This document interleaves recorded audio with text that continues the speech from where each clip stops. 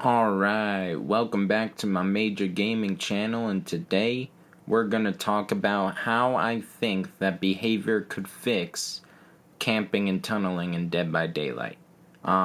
This has been an issue for a while, and as someone who plays both killer and survivor sometimes, I get both sides of these arguments, and I've listened to both sides, and I think I know a way for both sides to get what they want without it being some huge game changing thing.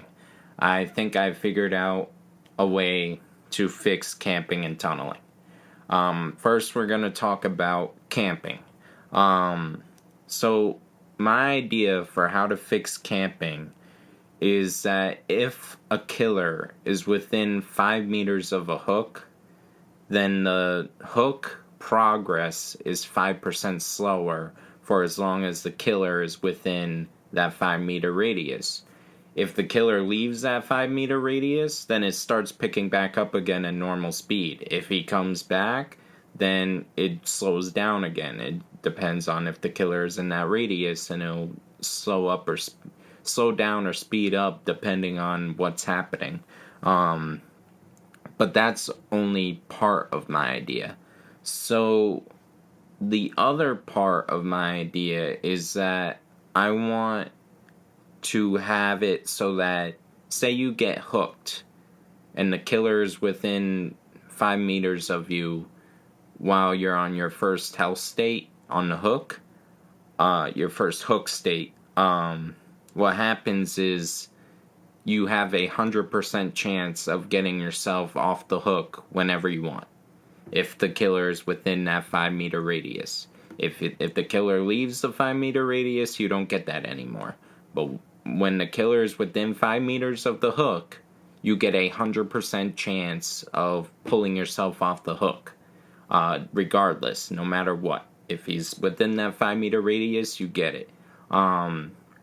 And what you can do as a survivor, if your team has any sort of competence, is if you can get the other survivors to distract the killer long enough and take him far and get him distracted and have him hit the other survivors. While he's doing that, you can throw yourself off the hook and run away. At any time you want while you're in that first hook state. So, say the survivors are all body blocking and distracting the killer, you can unhook yourself and run. And when I talk about how I think behavior could fix tunneling, it will make even more sense as to how that will be helpful. Because you might think, oh, well, yeah, I hooked myself, but then he could just chase after me. But I'm going to get to how that you could possibly fix that. But right now we're talking about camping. So say they do that, and then also what happens is if you're on your second hook state and the killer decides to camp you within that 5 meter radius, what they could do is, again, keep that slower progression and make it so that you don't have to do those skill checks during the second hook state.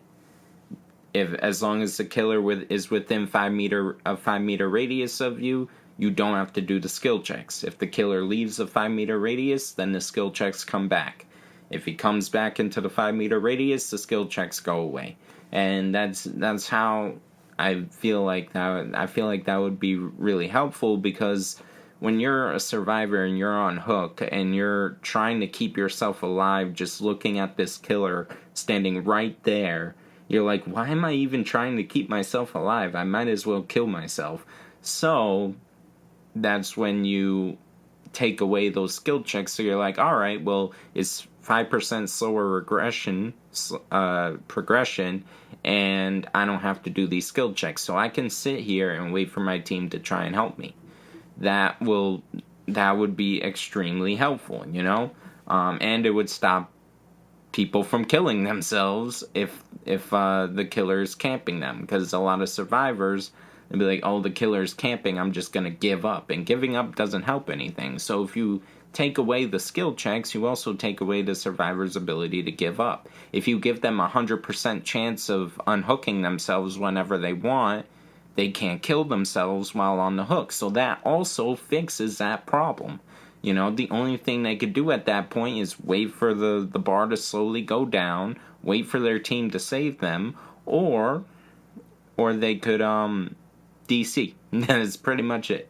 So if you do those things, that would help with camping, you know, and with the slower hook progression for the killer is gonna be punished even more, because even now, if you're a killer and you camp off first hook, and you camp until that person gets down, what a survivor team can do, be like, well, I can't save that dude, but I can at least do 2 or 3 gens in that amount of time. And if the progression is even slower, they could get 4 gens done by the time that survivor goes down all the way to 0. I mean, it's possible. So it de-incentivizes camping for the killer. The killer's sitting there like, alright, well, if I camp on first hook, they're all gonna escape, and I'll have nothing, you know, I'll just have 1 kill, or I can hook this person and then go after the others and possibly get more kills. So it incentivizes the killer to then go and leave the hook. And I also think that while it's important to punish killers for camping, it's also important to incentivize killers to not camp. Because there are situations in this game where camping is helpful. If you're camping and say you go to hook someone, okay, and you see 2 other survivors in your area ready to unhook this person, why would you leave? And I think that's something killers or survivors don't understand, is why would you leave the hook if there are 2 survivors right next to it? You know? That's when you go after those 2 survivors, and those 2 survivors are looping you right in front of the hook. Okay, well, what are you supposed to do? You know? So, at that point, if there are 2... So, you have to have some sort of incentive for killers to walk away from the hook. And what you can do is, for one, I think the gen kick regression percentage should go up from 2.5. 2.5 doesn't do anything important, and yes, it's better than nothing, but I think 5% regression for a kick would be way better, and it would incentivize killers to want to go and try to kick gens even more, because 2.5 still isn't incentive enough to go around kicking gens, you know, not unless you have a gen regression perk on you. And I think that would get killers to walk away more if they knew they could get those gens down quicker. Also, what they could do is, along with that, make it so that after a killer hooks a survivor, they get a 10% walking speed increase for 10 seconds. So for 10 seconds, you walk faster. So that would make it so that the killer's like, alright, I just hooked someone, now I can walk to the other end of the map faster while I have the chance to get those people doing that gen. That would incentivize the killer to not camp. It's incentivizing the killer to walk away. If the killer sits there and camps, that speed boost means nothing, because they're sitting there camping the hook. They're not getting anywhere. They're not getting any extra distance. But if they are incentivized to leave the hook with a walking speed increase, most killers would thoroughly enjoy that. And a lot of survivors, they don't understand, you can't just buff survivor and then expect killers to get nothing in return. It just makes the camping and tunneling worse. A lot of killers, including myself, will camp or tunnel if they feel like the game is unwinnable at that point. If you're sitting there as killer and you're like, alright, I have no shot of winning this unless I camp or tunnel, you gotta do what you gotta do. And they'll camp and they'll tunnel if they feel like the game is unwinnable. That's the cause of a lot of camping and tunneling. So you have to not just punish killers, but give them a reason not to camp that will benefit them more than staying there or more than tunneling. You can't just punish. It's like if you're raising a kid. You don't just punish the kid when the kid does something wrong. You punish them and then give them a good reason as to why they shouldn't do that again. And most people will be like, oh, well, you just keep punishing them if they keep doing it. That doesn't fix anything. That does not fix anything. It just makes people hate life. So you gotta incentivize them with a good reason as to how their life could be better if they didn't camp or tunnel. How their game could go better if they didn't camp or tunnel. And so giving them that walking speed increase after they hook someone would be great. It would incentivize them to actually walk away because now they have a reason to. They can walk faster. They can get to another survivor quicker after hooking a survivor. It gives them a reason to get into chase. It makes sense. You don't just punish, you also incentivize them to not do it again. So yes, at that point you're buffing survivor and you're buffing killer in ways that make it so that camping and tunneling aren't as much of a problem. Everyone wins. At least that's the way I see it, So that is camping, how I would fix camping. Make it a slower hook progression, 5% slower on hook if a killer is within 5 meters. Make it so that survivors have a 100% chance of slipping off the hook if the killer is nearby within that 5 meters during hook state 1. And make it so that survivors don't have to do skill checks during hook state 2 if there's a killer within 5 meters. There you go. That fixes camping and buffs survivor and makes it so that survivors can't kill themselves, can't throw the game. They make it impossible to do that. That would fix multiple problems. And then also give the killers 5% regression for gen kicking and give them a 10% walking speed increase for 10 seconds after they hook a survivor. That gives the killer the incentive to walk away from the hook. There, I just fixed behavior's problems. I think I did. Now we go on to tunneling.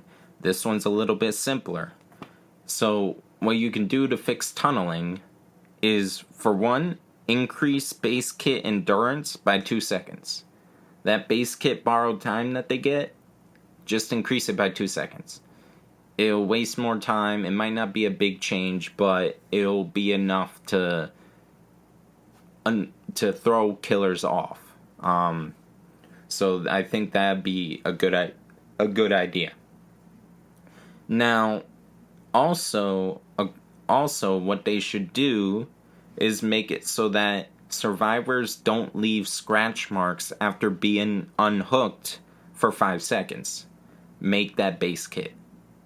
Because you have no idea how many times I'm playing killer, and I'll walk away from the hook after unhooking someone, and as I'm walking away, that survivor I just hooked gets unhooked, and they start running.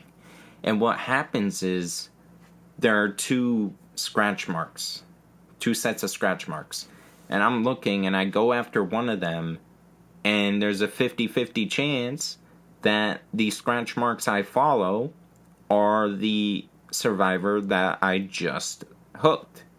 Now, me as a killer, I'm not targeting that survivor. I'm following scratch marks. I don't know who's leaving these scratch marks. I am just following them. And then I get to the person, and they're the person I just unhooked. Now, survivors in that situation, you can't expect a killer to not hit a survivor that they've been chasing just because that was the last person they hooked and they didn't know that they were chasing that person. That's unreasonable. Okay, if I chase a survivor down through their scratch marks, not knowing who the survivor is, and turns out it's the same survivor I just hooked, I'm hitting that survivor still. I'm not gonna let them get away. Like, I just wasted time chasing this dude. Like, I just spent time, chasing him to do something, and I'm not just gonna give that up. That's ridiculous. You can't expect killers to do that. So, if you get rid of the scratch marks from the survivor that just got unhooked, and only show the scratch marks of the survivor that unhooked the other survivor, there's no mixing it up. The killer comes back to the hook and they see, oh, that there's scratch marks. You know that you're following the survivor that just unhooked the other survivor. You know that, and the other survivor that just got unhooked is probably long gone, and they didn't leave any scratch marks for you to follow. And I think there's a survivor perk that makes it so that scratch marks don't appear after you get unhooked. Well, make a base kit and make that perk extended even longer. If you choose to pick that perk, I don't know what it's called, but I remember seeing that perk. Say you pick that perk, make it increase to 10 seconds. So now you're running away from hook with 10 seconds of no scratch marks. There's no way the killer's going to re-find you again unless you act like an idiot and only run 2 feet away. Like, that's, that's your problem at that point. But making that base kit makes it harder for the killer for the killer to find you again. And with the camping changes, the killer is incentivized to leave the hook and not watch you. So if the killer is leaving the hook and then you get unhooked and then you run away with no scratch marks and the killer comes back, you're essentially free. Like, there was nothing that killer could do at that point unless they somehow knew where you were still. Like, and it would just make it harder for that to happen. So that, I think, is a big change that could help tunneling a lot. And with the camping changes that I came up with and the tunneling changes, there shouldn't be as much camping and tunneling. There shouldn't. I really am enthusiastic about these ideas I came up with, because I feel like they could actually work. Like, I'm not saying this just to say it. I feel like these changes would actually work and actually help the issues in this game. And it would be healthy changes, because the camping changes would help both sides. Sure, the tunneling, there's not much you can do to incentivize a killer not to tunnel. It just kind of is what it is. There's not really an incentive you can give for a killer not to do that. Getting a survivor out of the game quickly is a very good thing to do if you're a killer, So it's hard to incentivize a killer not to do that, but I think the changes that I thought of for tunneling would make it so that even if the killer wanted to, that they would have a really hard time trying to tunnel. If you increase base kit borrowed time by 2 seconds and make it so that they have no scratch marks for 10 seconds, not only can the killer most likely not find you, but even if they do, you can most likely have that extra hit. So there's nothing for you to worry about at that point. You can get away. And then say the killer comes back as you're being unhooked, and you get unhooked, and the killer goes after you to tunnel you right in front of the hook. You get that borrowed time hit, okay? And then you get that speed boost, and there's no scratch marks. So if you're smart and you use that speed boost to get away, and you also don't leave scratch marks, they're not going to find you again. Or they shouldn't, or it would be very hard for them to. So that even helps in that situation. The not leaving scratch marks after being unhooked, if that's base kit, that would be extremely helpful. I really think my ideas could help out a lot.